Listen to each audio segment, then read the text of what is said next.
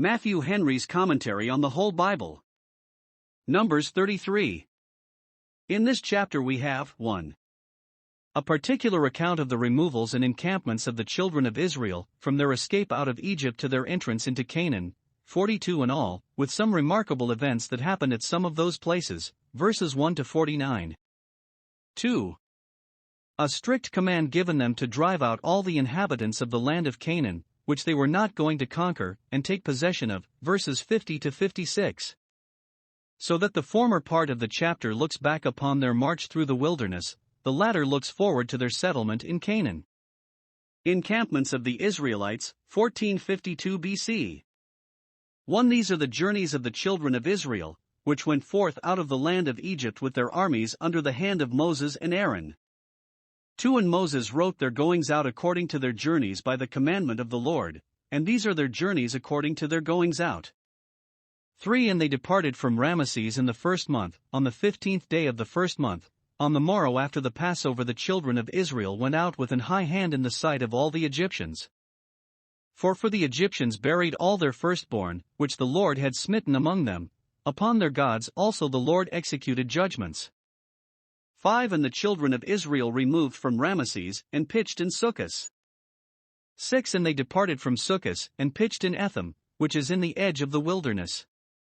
7. And they removed from Etham, and turned again unto Pi-hahiroth, which is before Baal-zephon, and they pitched before Migdal.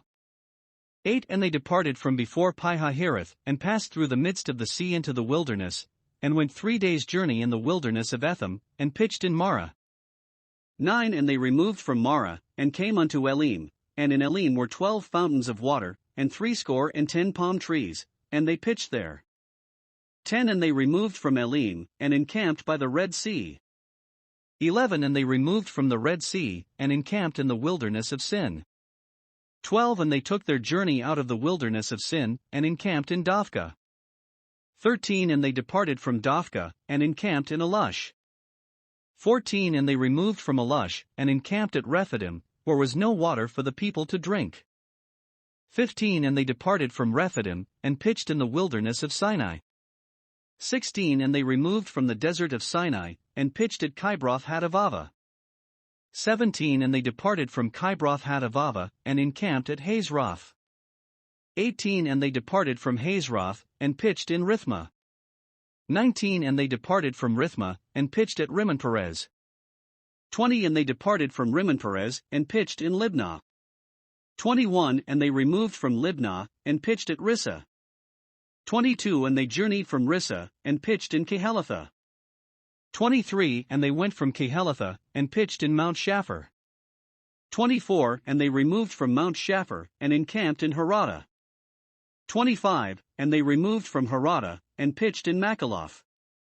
26. And they removed from Makaloth, and encamped at Tahath. 27. And they departed from Tahath, and pitched at Terah. 28. And they removed from Terah, and pitched in Mithkah. 29. And they went from Mithkah, and pitched in Hashmanah. 30. And they departed from Hashmanah, and encamped at Mosroth. 31. And they departed from Mosroth, and pitched in Beni-Jaakan. 32. And they removed from Beni-Jaakan, and encamped at Hor-Haggidgad. 33. And they went from Hor-Haggidgad, and pitched in Jotbathah. 34. And they removed from Jotbathah, and encamped at Ebrona. 35. And they departed from Ebrona, and encamped at Ezion-Geber. 36. And they removed from Ezion-Geber, and pitched in the wilderness of Zin, which is Kadesh. 37. And they removed from Kadesh, and pitched in Mount Hor, in the edge of the land of Edom. 38. And Aaron the priest went up into Mount Hor at the commandment of the Lord, and died there, in the 40th year after the children of Israel were come out of the land of Egypt, in the first day of the 5th month. 39. And Aaron was 123 years old when he died in Mount Hor. 40. And King Arad the Canaanite, which dwelt in the south in the land of Canaan, heard of the coming of the children of Israel. 41. And they departed from Mount Hor, and pitched in Zalmonah. 42. And they departed from Zalmonah, and pitched in Punon. 43. And they departed from Punon, and pitched in Oboth. 44. And they departed from Oboth, and pitched in Ijabarim, in the border of Moab. 45, and they departed from Iam, and pitched in Dibon-Gad. 46, and they removed from Dibon-Gad, and encamped in Almon-Diblathaim. 47, and they removed from Almon-Diblathaim, and pitched in the mountains of Abarim, before Nebo. 48, and they departed from the mountains of Abarim, and pitched in the plains of Moab by Jordan near Jericho. 49, and they pitched by Jordan, from Beth-Jesimoth even unto Abel-Shittim in the plains of Moab. This is a review and brief rehearsal of the travels of the children of Israel through the wilderness. It was a memorable history and well worthy to be thus abridged, and the abridgment thus preserved, to the honor of God that led them and for the encouragement of the generations that followed. Observe here. 1. How the account was kept. Moses wrote their goings out, verse 2. When they began this tedious march, God ordered him to keep a journal or diary, and to insert in it all the remarkable occurrences of their way, that it might be a satisfaction to himself in the review, and an instruction to others when it should be published. It may be of good use to private Christians, but especially to those in public stations, to preserve in writing an account of the providences of God concerning them, the constant series of mercies they have experienced, especially those turns and changes which have made some days of their lives more remarkable. Our memories are deceitful and need this help, that we may remember all the way which the Lord our God has led us in this wilderness. Deuteronomy 8 verse 2. 2. What the account itself was. It began with their departure out of Egypt, continued with their march through the wilderness, and ended in the plains of Moab, where they now lay encamped. 1. Some things are observed here concerning their departure out of Egypt, which they are reminded of upon all occasions, as a work of wonder never to be forgotten. 1. That they went forth with their armies, verse 1, rank and file, as an army with banners. 2. Under the hand of Moses and Aaron, their guides, overseers, and rulers, under God. 3. With a high hand, because God's hand was high that wrought for them, and in the sight of all the Egyptians, verse 3. They did not steal away clandestinely, Isaiah 52 verse 12, but in defiance of their enemies, to whom God had made them such a burdensome stone that they neither could, nor would, nor durst, oppose them. 4. They went forth while the Egyptians were burying, or at least preparing to bury, their firstborn, verse 4. They had a mind good enough, or rather bad enough, still to have detained the Israelites their prisoners, but God found them other work to do. They would have God's firstborn buried alive, but God set them a burying their own firstborn. 5. To all the plagues of Egypt it is added here that on their gods also the Lord executed judgments.